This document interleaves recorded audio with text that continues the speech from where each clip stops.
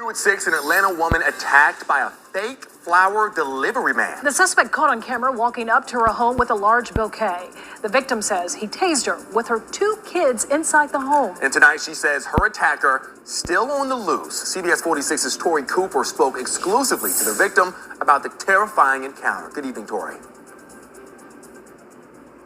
Good evening, Alan. Sabrina says that this camera you see above her garage caught someone pulling up here for more than 16 days straight. She says during the course of that time, the individual in that car was able to study her whereabouts and therefore develop a very sophisticated plot to get inside her house.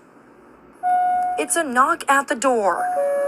Sabrina says she will never forget. I'm terrified right now just because, you know, I'm a single mom. I don't live with a man. So now it's like I'm calling my older boy because, like, hey, you want to live with me? You know, like I'm scared for my life. Like, Sabrina did not want to show her face out of fear that this man in a white shirt, seen getting out of a white van with a bouquet of roses, may recognize her in this interview. Like, and I'm not a stupid female. I don't just let random people in my house. That seemed like a real home delivery guy. He at least paid like $300 for those flowers.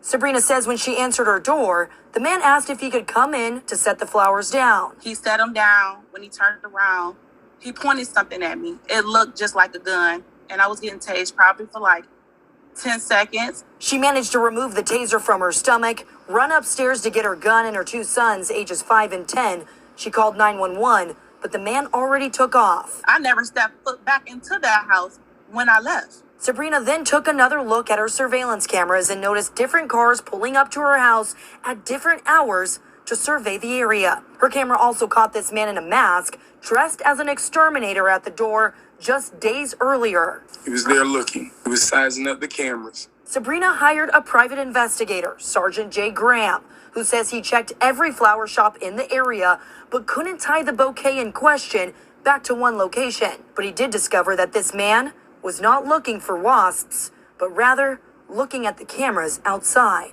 I hope somebody got some information and find them.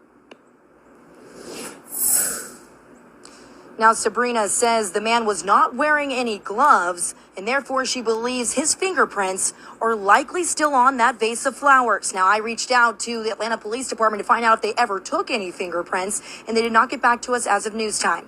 Meanwhile, Sabrina says she's just hopeful that they can track this man down before he hurts anyone else. Live in Buckhead, I'm Tori Cooper, CBS 46 News. Thank you, Tori.